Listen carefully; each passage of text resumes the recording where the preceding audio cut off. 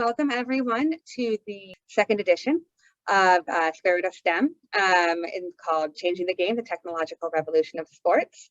We are so thrilled that you could all join us today, and we'll just hop right into it.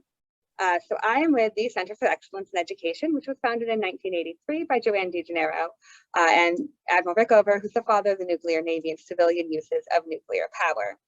And we have a mission to nurture high school and university scholars to careers of excellence in leadership in STEM. We offer 3 programs for teachers and students in the United States, which are the Research Science Institute, or RSI, the USA Bio-Olympiad, or USABO, or the program that I manage, the Teacher Enrichment Program that we call TEP. So the Research Science Institute is a 6-week summer program hosted in collaboration with MIT, which is, and students apply to attend in the junior year of high school. And I believe applications open in November. And then Michelle, if you want to talk briefly about the USABO. Yes, thank you, Kim. Welcome everyone. I know we have some USABO students and teachers on, so I hope everyone's excited for the 2022 USA Bio-Olympiad. I'm super excited. I just wanted to quickly remind you, if you're interested in participating, please make sure that your school is registered, and then you can always reach out to me if you have questions. Awesome, thank you, Michelle. And lastly is the Teacher Enrichment Program. And we have a mission to try, just our basic goal is to try to connect STEM teachers or anyone interested in STEM topics with STEM professionals. And we host a variety of in-person and virtual events, although it has been virtual for the past year and a half now. And what I'm saying, and we run a variety of virtual events. So and all of that is on our website. But if you are a teacher and you are interested in connecting with a STEM professional, just reach out to me and let me know. You should have my email contact, but you'll also get an update from me, so I'll make sure to provide that with then. And with that, today we will hear from Dr. Ajit Chaudhari, who is a professor at the School of Health and Rehabilitation Services and the director of the Ohio State Clinical, Functional, and Performance Biometrics Laboratory at The Ohio State University, which I know we'll say it like that because this is a sports-themed event today. We also have Megan Hickey, who's a Ph.D. student and instructor in the School of Kinesthesiology at George Mason University.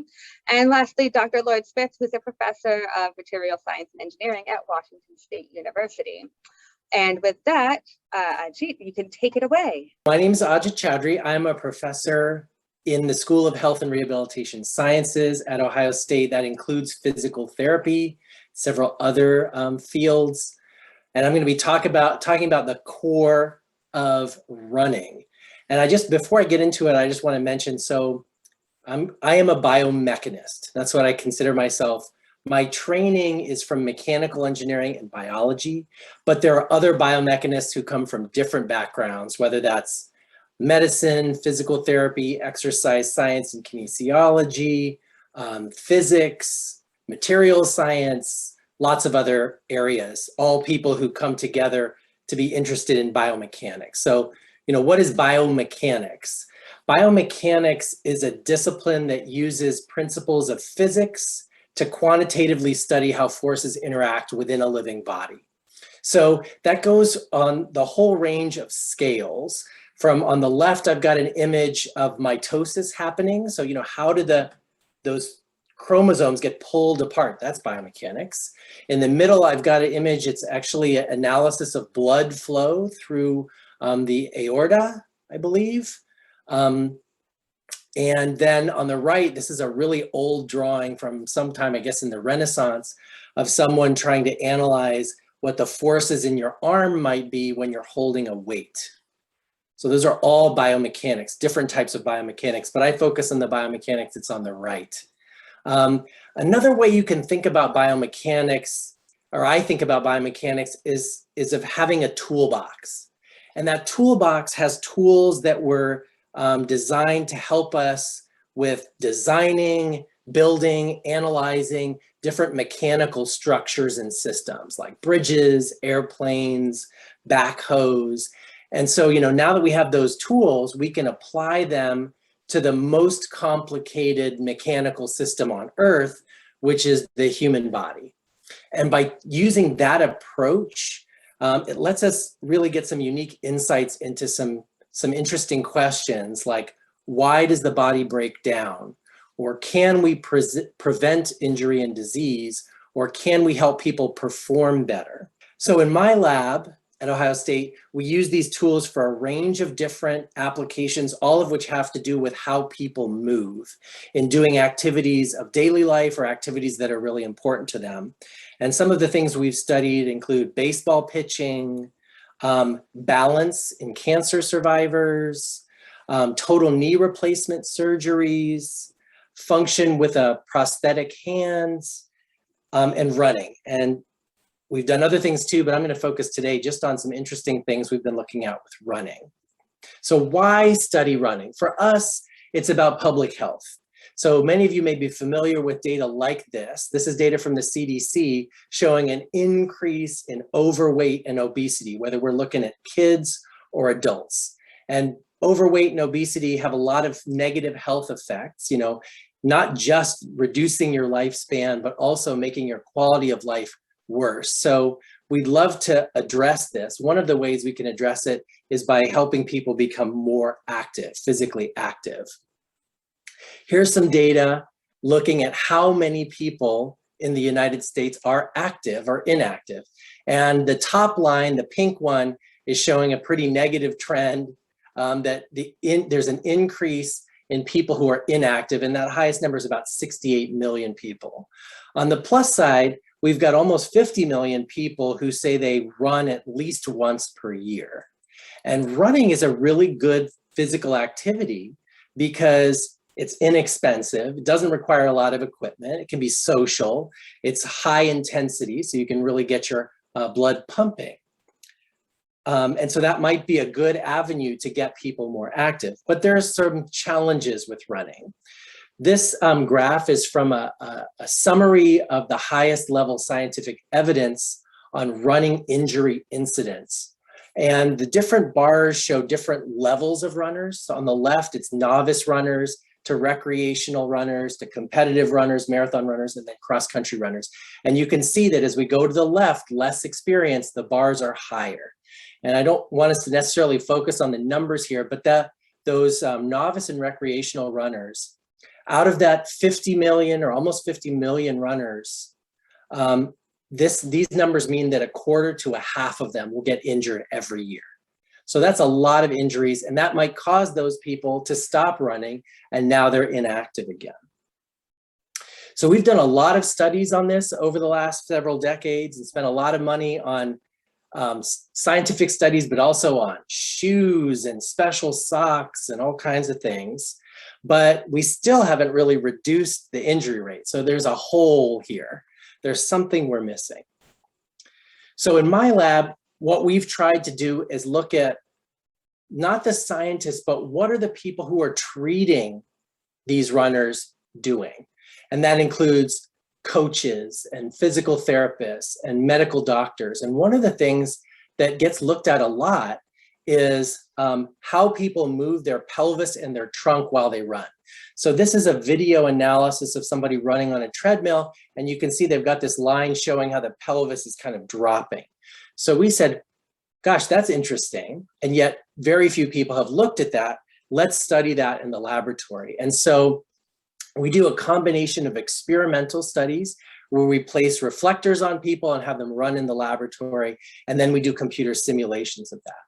And by doing that kind of research, we hope to be able to inform, what muscles are active and what are they doing so that we can give that information to those physical therapists, coaches, physicians, and they can design better exercise programs, for example, that would help strengthen the muscles or provide more endurance to the muscles or help people activate the right muscles so that we can reduce those injuries. So, doing that research really hopefully gets back to that clinical or coaching setting. And where does it start from? For us, it starts from Newton's second law, F equals ma, force equals mass times acceleration. So in physical science or physics in middle school and high school, it's kept pretty theoretical and simple. So like this diagram on the left here, a physics textbook is sitting on a table. Gravity's pulling down on the book, the table is pushing back up on the book, you know, and the forces in the book are balanced. But that same sort of approach can be extended. We can do a two-dimensional analysis and try to estimate during this leg press activity, what's the force in the anterior cruciate ligament, or what's the force in the quadriceps tendon. And we can even get more complicated, go into 3 dimensions and have situations where people are moving and where you have multiple muscles crossing each other and doing things that are somewhat redundant but somewhat unique. And this becomes a very complex problem quickly, but we have computer tools to help us solve some of those things. So here, are you guys seeing the animation? Yeah, okay, great. So this is one of the computer models that we use, that we've developed to help study running and muscle activations during running. So in the diagram that's rotating on the left, the red lines are bundles or fascicles, parts of individual muscles. And you can see there are a lot of them, and they kind of cross over each other, and there's a lot of duplication of function. If we want to know what these muscles are doing, we can't measure that directly, in no small part because some of these muscles are deep inside the body and we can't put a sensor on the outside and measure them. This other diagram is showing a little bit without the muscles how the spine, for example, moves in this model. So we're trying to simulate as much as we can or as much as we need to get answers to some of the questions we want to ask. And then here's an example of a simulation based on experimental data we collected in the lab. So those two animations on the left are showing somebody running. You can see all those reflective dots there. And then we run the simulation to estimate what the muscles are doing. And in those diagrams, you can see the blue lines are muscles that are not active, whereas the red lines are muscles that are active. So by doing this, then we can now estimate what are the forces in the joints, for example, in the spine. The graph on the bottom right here is showing compression forces. So that's, squeezing the intervertebral discs across several levels of the spine. And I want to point out a couple things here. The first one is that it varies through a running cycle. It's not the same all the way through. So it's important to study the whole thing to know when is it higher or lower. Another thing we can do with simulations is ask sort of what if questions. What if the muscles that are really deep in your core, your torso, were weak?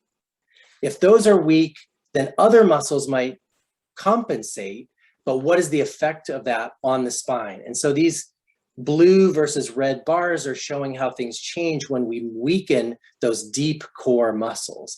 And we can see that some of those forces go up, some of them go down. So then here's a little summary of those results. And I'll point you to that diagram in the bottom right. So a compressive force at L2, that L2 vertebra, means force that's coming down from the vertebra above it. So that'll compress the intervertebral disc. Then we've got an anterior shear force, which is basically a force pushing sideways on that disc from above. So the graph on the left is showing that peak compressive force, and this L1, L2 is the brown line, dark brown line. So you can see as we weaken those deep core muscles, those forces go up because the other muscles that compensate to get the motion you want result in having this higher compressive force. And the effect is even more pronounced when we look at shear forces. So those go up as we weaken those deep core muscles. So what does that mean then for that runner? What we think it suggests is that they might be more likely to develop low back pain because of those loads getting experienced by the spine as, well, let's say one scenario would be those muscles are just weak for that person. Another might be that they don't have very good endurance, so they get weak as they run, and then later on in the run, these forces are going up. So then what do we do with that information then? taking it back. What are the exercises we could do to strengthen and train the runner to activate those deep core muscles? Hopefully that'll lead to fewer people having to go to the physical therapist to improve their running technique and recover from an injury. So that's just a little view of some of the things we're doing. I want to acknowledge Margaret Van Horn. She's my former PhD student who did all of this work, and with assistance from Scott and Mike, 2 other PhD students, and then my other faculty collaborators from physical therapy, medicine, and athletic training. And this was funded by the National Institutes of Health. And I also want to point out for everybody in the audience, a couple of organizations that are really focused on outreach and really trying to help explain what biomechanics is to teachers, students all over the place. One is the American Society of Biomechanics, asbweb.org. And then the other is the Biomechanics Initiative, which runs this annual event called National Biomechanics Day. And wherever you are in the United States or maybe even the world, there may be a National Biomechanics Day event happening near you next April 2022. So check it out. And with that, I will stop. Thanks very much. Awesome. Thank you so very much. That was fascinating. And also, I know I mentioned this to you earlier, but we were thinking about doing our handedness webinar in April, since it's also Genomics Month, which might really work out with Biomechanics Month as well. So thank you so much. And then, it's certainly, if anyone does have questions for our presenters, please submit them through the Q&A function, and we will ask them of our panelists at the end of the presentations. And so I don't take up any extra time. Megan, you can take it away. So, hi, my name's Megan McGee. I'm very excited to be here tonight. I am a PhD student at George Mason University. My mentor is Dr. Margaret Jones, and we do our research out of the Patriot Performance Laboratory, which is located in the field house of the Fairfax campus of George Mason. So we are able to do a lot of our research within the athletes, and the athletics program is Division I. So it's very nice being able to do research with the Division I athlete population. I'm going to talk to you today about load monitoring. We do a pretty good deal of load monitoring in our lab, so I'm just going to talk about the different aspects of that. So what exactly is load monitoring? Well, it's a pretty comprehensive process that can be a little complex because of everything that goes into it. So we need to look at external loads, internal loads, wellness measures, and biomarkers. So the external loads that we look at in our athletes, we will look at sprint count, which would be the number of sprints that are occurring during a specific duration. So that could be something that you set. Say you want to look at how many times an athlete sprints within a 5-minute time frame, or it could be during an entire training session or throughout a whole competition. We can also look at collision count, and collision count is going to be the number of times that 2 athletes collide or get into contact with one another. This is a really popular metric used in football, of course. However, it is important in our other contact sports, such as basketball, lacrosse, and soccer.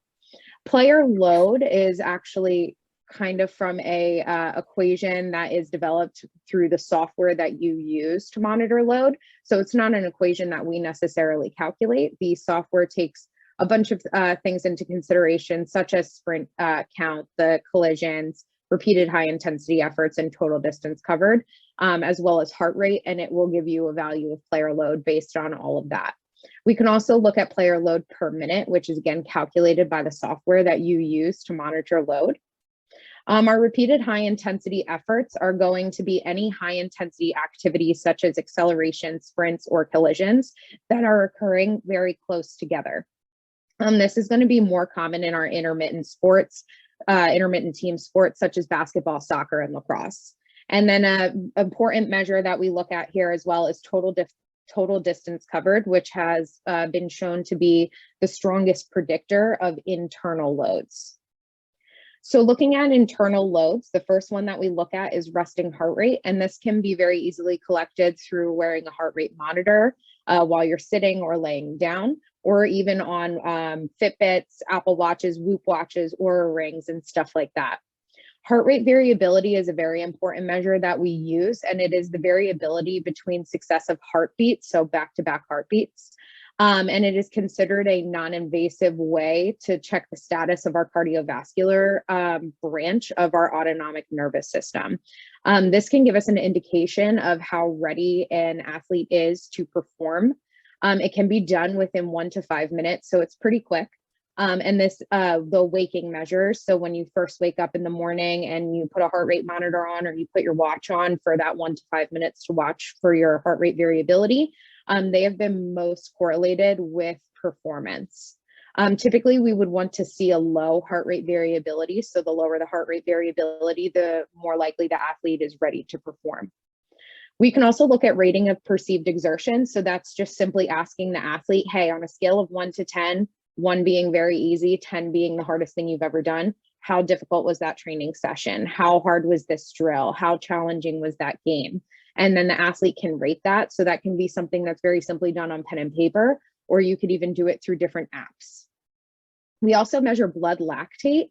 So this would be where you would need a lactate analyzer. It's very quick to do and relatively painless. You just do a quick finger prick. You just need a little drop of blood, and then it tells us how much blood lactate is in the body at that time. Another metric that we look at is training impulse, or TRIMP, and this is going to take into account the training duration as well as the change in heart rate during that time. And then lastly, we look at neuromuscular fatigue, so how fatigued our muscles are getting. How we can measure this is by doing weekly counter movement jumps on a jump mat, so it's relatively easy to do. Or you could even do peak speeds as well and look at that as a weekly measure as well to see how fatigued an athlete is. Our wellness measures can be done through surveys and questionnaires. So they can be simple as asking an athlete's sleep quality, their mood, their satiety, how they think their nutrition is, how fatigued they are mentally and physically. So we can give them surveys and questionnaires to ask these questions to kind of gauge how they are feeling wellness-wise. And then lastly, we look at biomarkers. So popular biomarkers in load monitoring are cortisol, which is a stress hormone, C-reactive protein, which rises in response to inflammation. So exercise does cause an inflammatory response in the body. So when you do exercise, you would have a rise in C-reactive protein. We also look at creatine kinase, and this is an indicator of muscle damage in the body. And we look at vitamin D as well.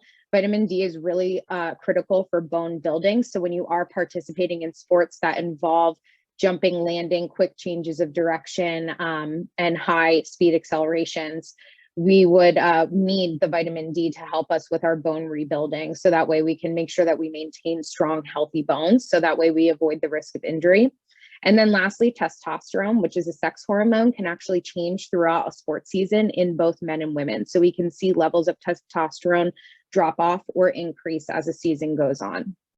We also measure body composition. So that's really important to take a look at as well to make sure the athlete is in as much the most optimal shape that we can have them in for their performance. So we can measure percent body fat, fat-free mass, as well as bone mineral density. The way we do it in our laboratory, we use a bod pod, and we also have access to dual energy X-ray absorptiometry, or DEXA for short. The bod pod is a little egg-shaped machine, and you just sit in it for about 2 minutes, and it's able to give us your percent body fat and fat-free mass, and it has been shown to be valid and reliable in an athletic population. The DEXA can also give us percent body fat, fat-free mass, and then it gives us bone mineral density, which is very important for athletes. DEXA is also considered a gold standard in body composition measurement, so it's a little bit more favorable compared to bod pod. So we measure all of these different metrics in our athletes to make sure that they're in the most optimal shape that they can be in, and we communicate this with their strength and conditioning coaches as well as the sports dietitian at Mason.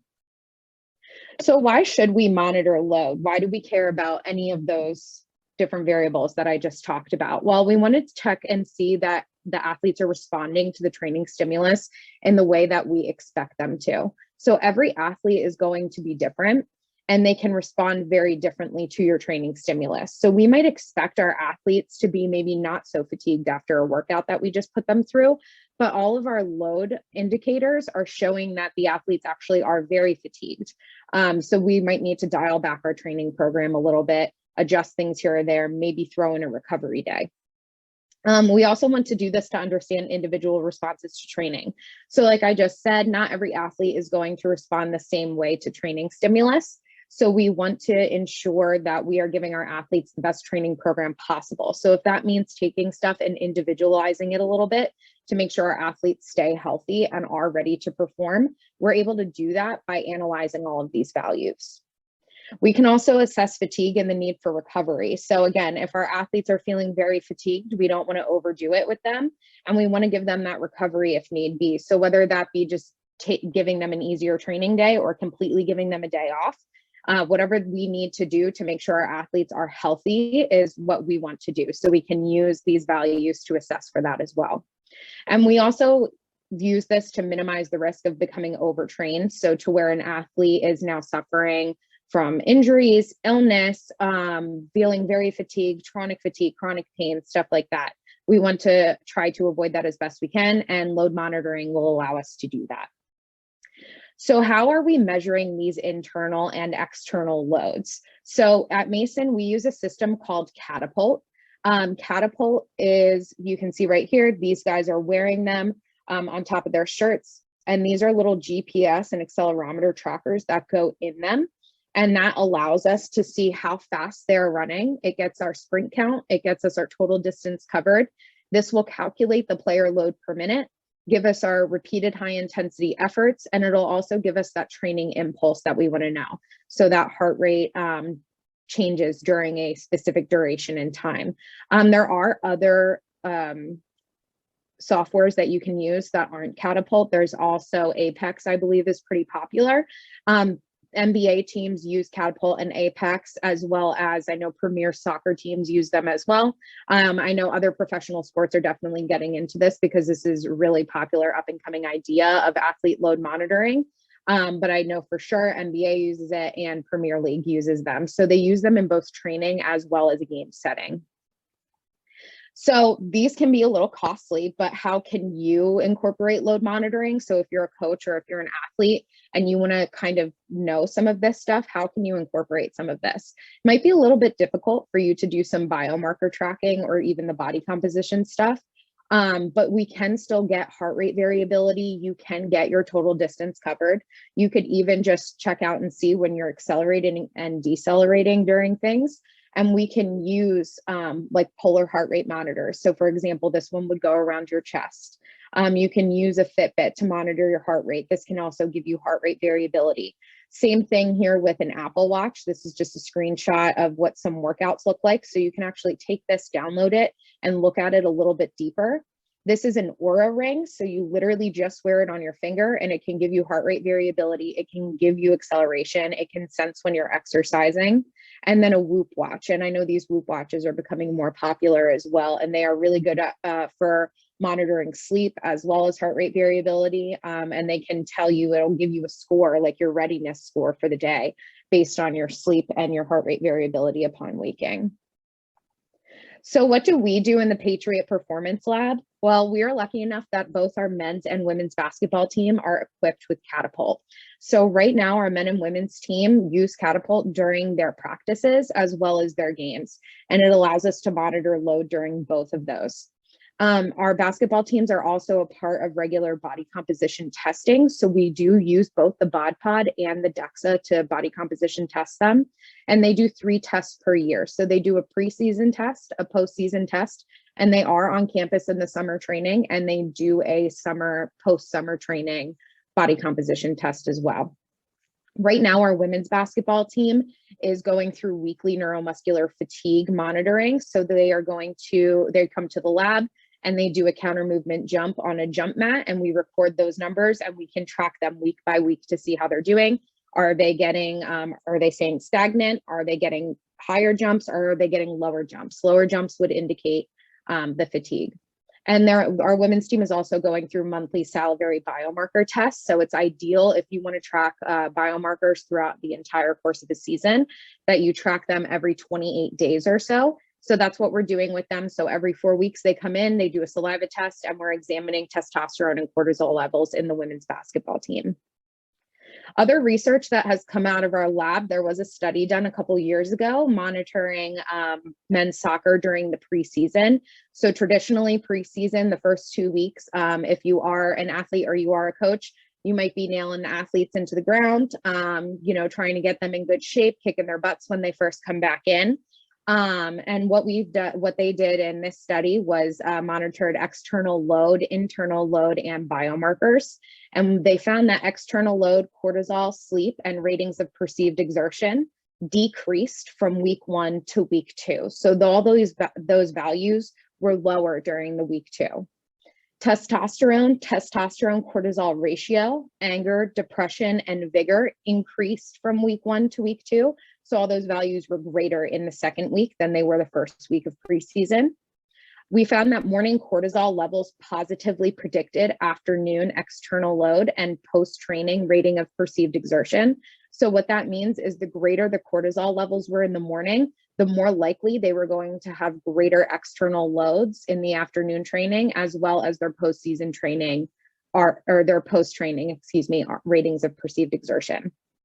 It was also found that testosterone and cortisol ratio negatively predicted afternoon external load and post-training RPE. So that just means if that ratio was low in the morning, then the external load and post-training RPE were likely high for the afternoon. And then morning heart rate variability negatively predicted post-training RPE. So the lower the heart rate variability, the greater the RPE was.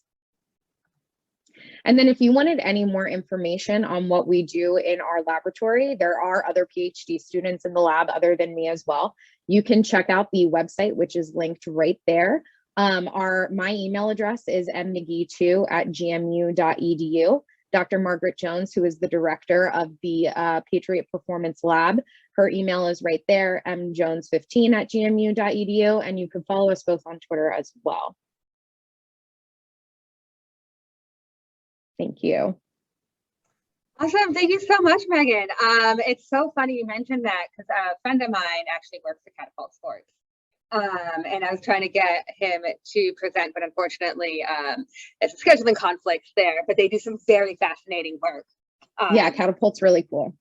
Yeah, they're super, super cool. And I encourage everyone, you know, if anyone is interested, you can look them up. They have some very interesting videos online.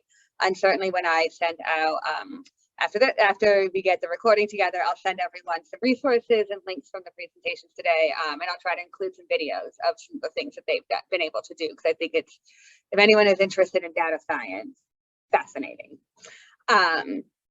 So Megan, thank you so much. And I guess, and next we have Dr. Lloyd Smith, and you can take it away.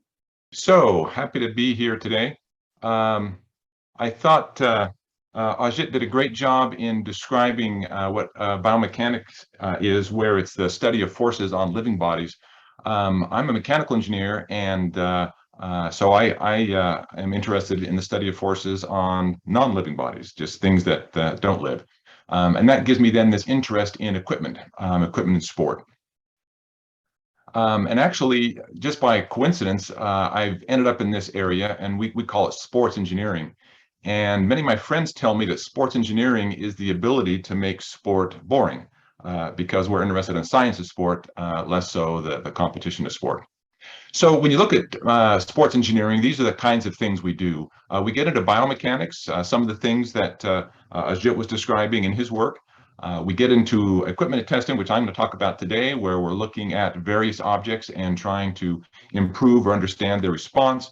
We look at all kinds of sports surfaces and how they should be maintained and properties they should have for competition. We talk about some of the measurement devices that Megan was talking about in her work, and how we can quantify what the athlete is doing and how the equipment is helping them in their work. We're very interested in safety. This is some eye goggles, also a lot of work with head protection, other kinds of equipment that is there to protect the athlete. And then prosthetics are a big part of what you'll find in sports engineering, because there's so much customization that's required to have an impaired athlete compete competitively. So I have a couple of examples of technology in sport, and then I was going to dig a little bit deeper into some work that I do in baseball. But pole vaulting is a fun sport. If you look at the progression of world record heights in pole vaulting, it's increased significantly, over 50% in the last 100 years. And a unique thing about pole vaulting is there's no rules in equipment at all. You can use whatever you'd like to for a pole. So if you looked at pole vaulting before World War II, all the poles were bamboo, and they were limited by what bamboo could do. You had a little bit of a pause from World War II, but then still in the decades after that, there was really not any progression in what was happening in pole vaulting. Suddenly in the 60s, they started making composite poles, and you got this significant increase in performance. And then after that, you came back to a more level progression. But this is an example of a sport that embraced technology and said, do whatever you can, and let equipment improve your sport to whatever level that would occur at. Another example is what we've seen recently in swimming. If you went back in the 90s and looked at what swimmers were wearing, and inevitably they were very skinny and small swimsuits. That was kind of the identifying feature of a Speedo swimsuit. Then toward the end of the 90s, we started seeing some changes where people or manufacturers identified that by changing the suit design, they could improve the athletic performance. It turns out when you look at the records per year, this first revision of the swimsuit wasn't that helpful. There was, before this time, about 5 world records per year, and during this time, there's only about 3. Then they went to the bodysuits, and the first generation of the bodysuits, there was a significant improvement where the world records went to about 7 per year. And then there were additional improvements where they went to a polyurethane suit.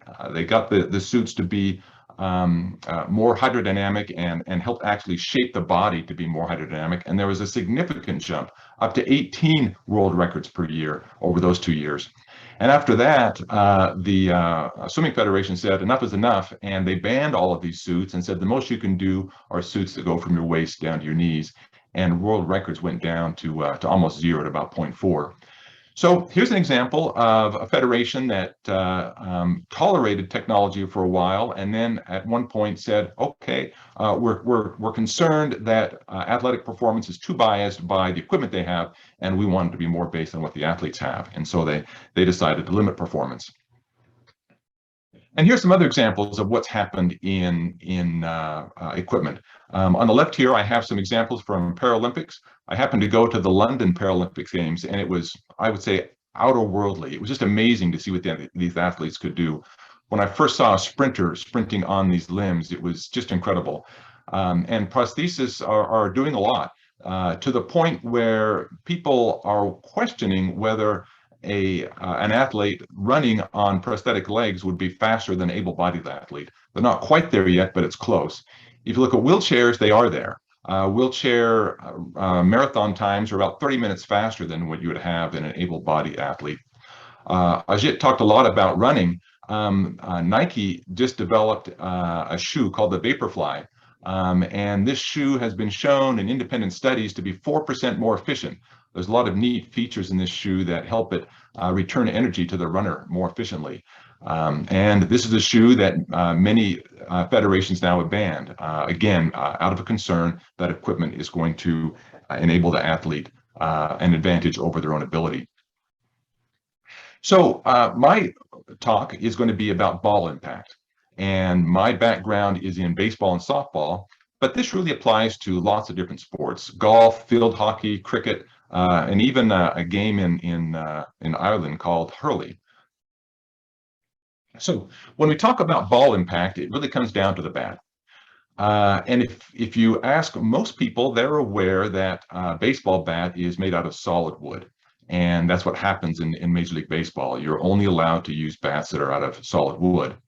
But back in the 70s, hollow bats were introduced. These were first introduced out of concerns for durability.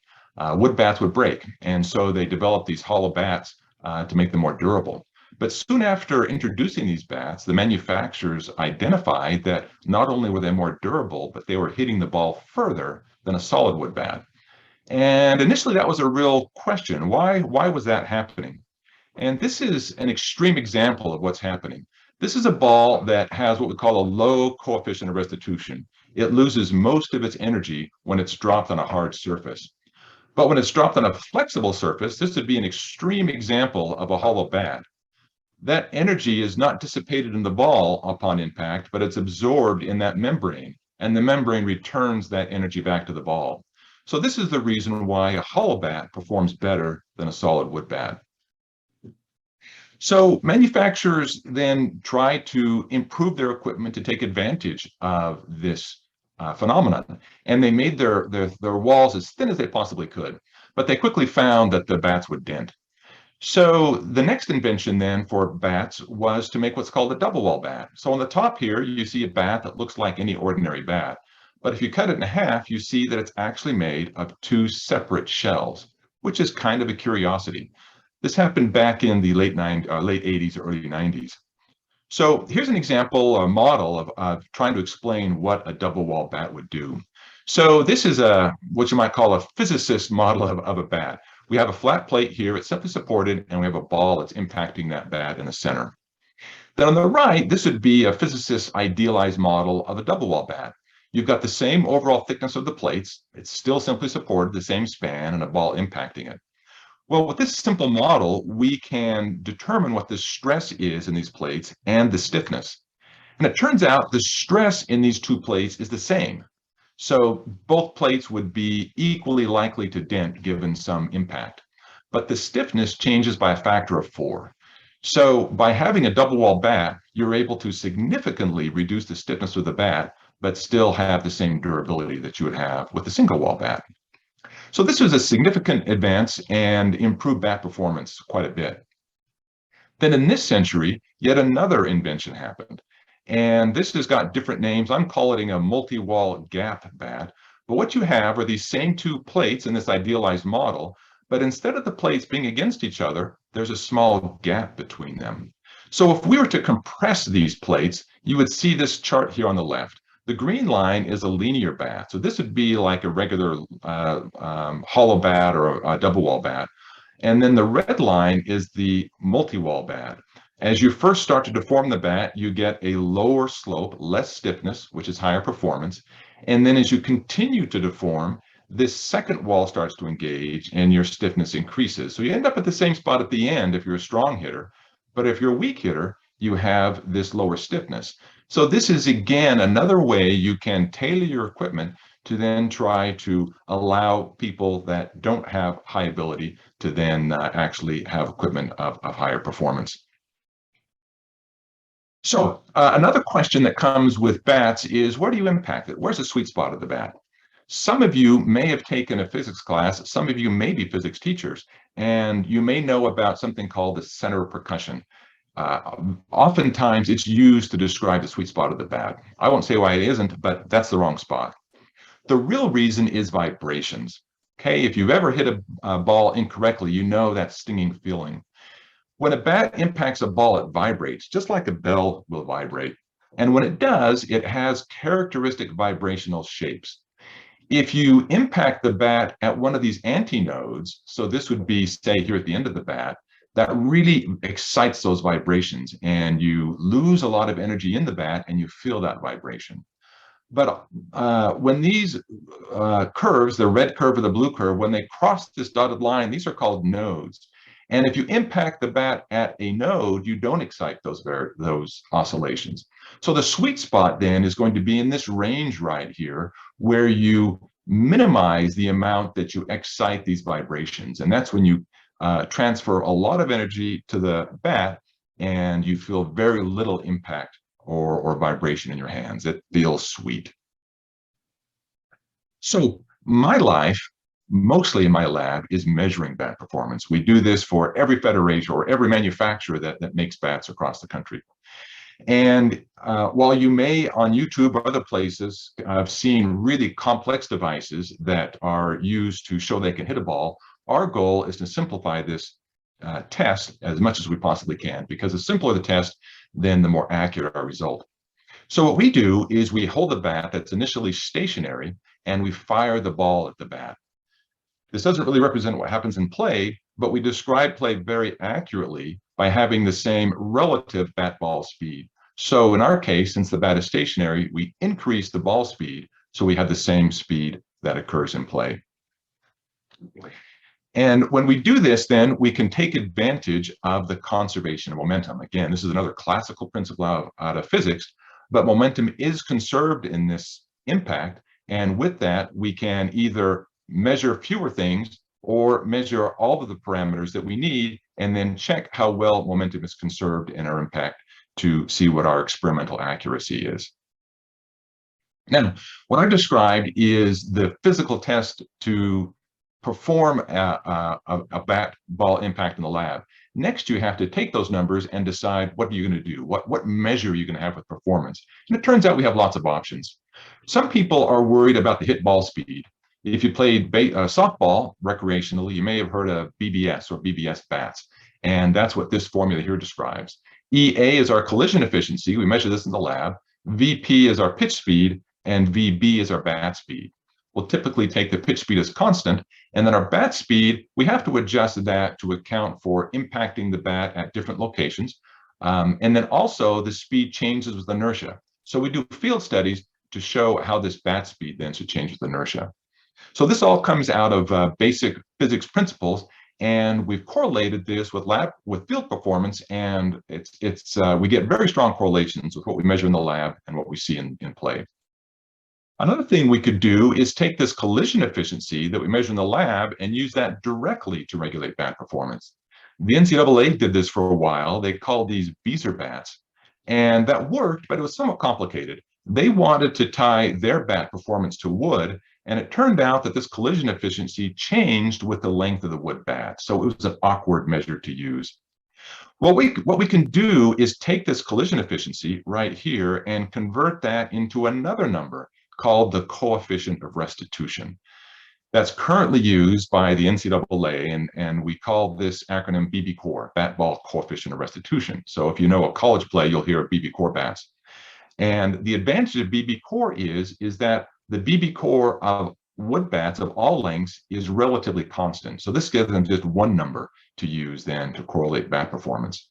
So all these numbers work. They're all valid answers. It really depends on the federation and what their goals are when they're regulating bat performance.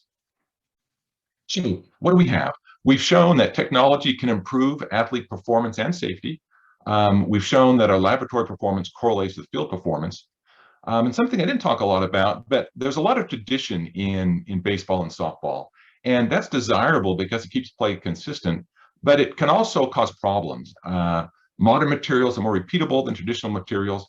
So by using and staying with traditional materials, we limit repeatability. And in the case of my work, that often ends up in needing to have larger test samples.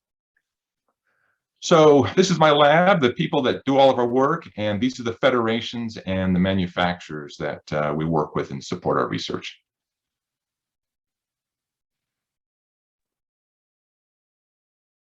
Okay, Kim.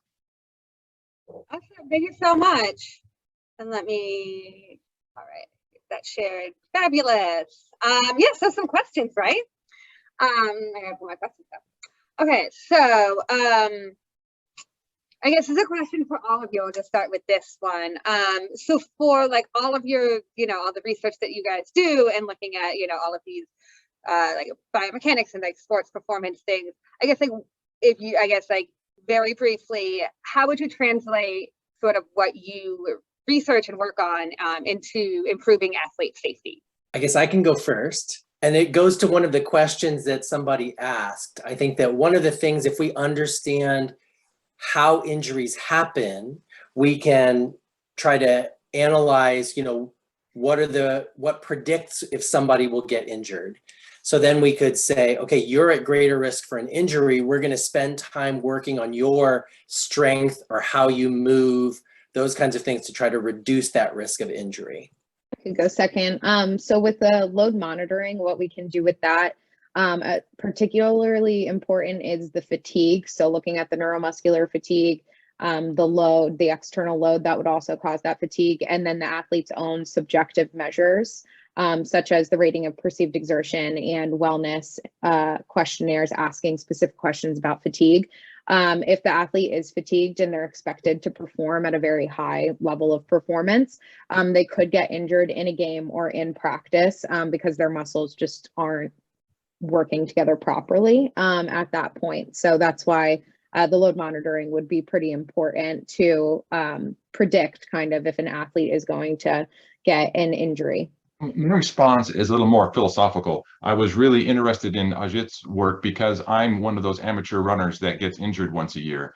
And I've been to physical therapists, I've actually been to surgeons, and I don't like listening to their advice, but they know the right answers. And if I would listen to their advice and follow what they were doing, I would get injured less.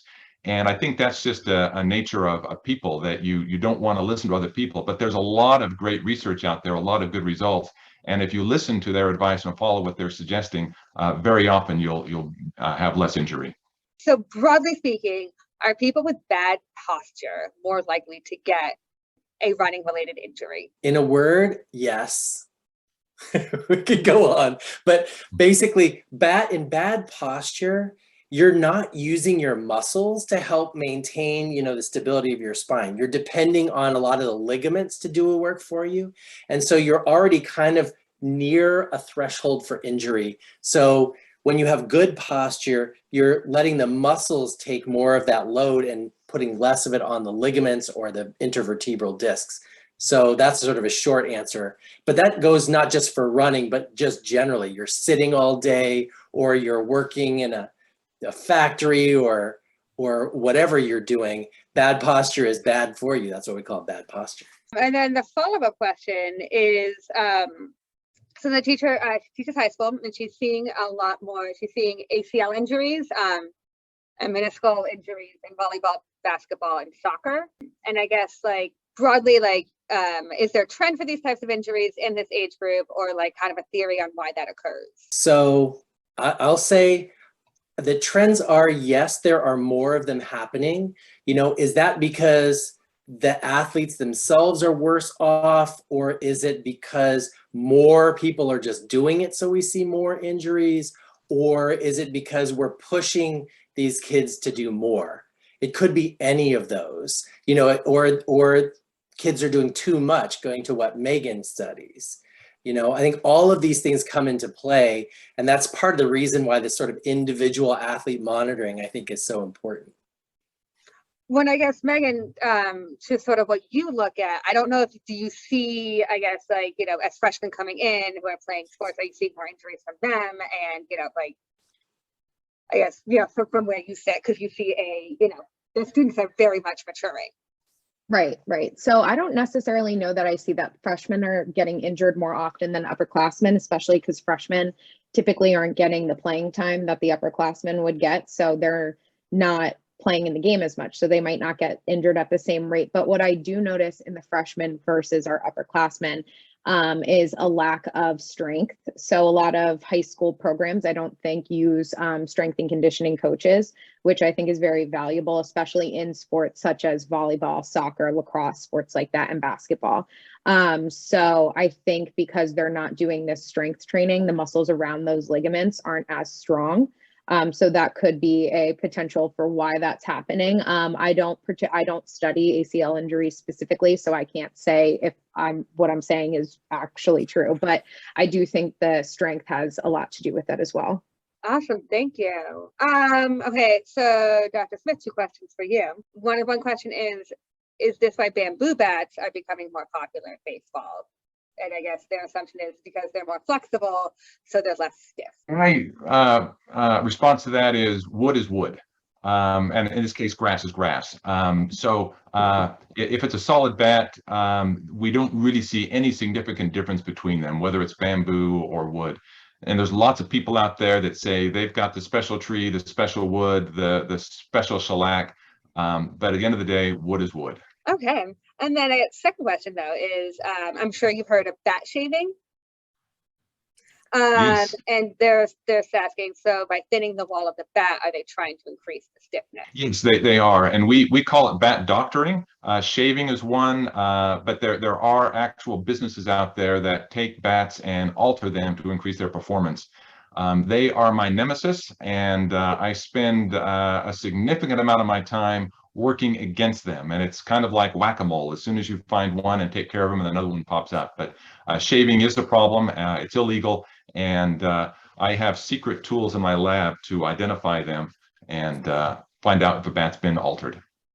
For those of us who don't watch a lot of baseball, what is bat shaving?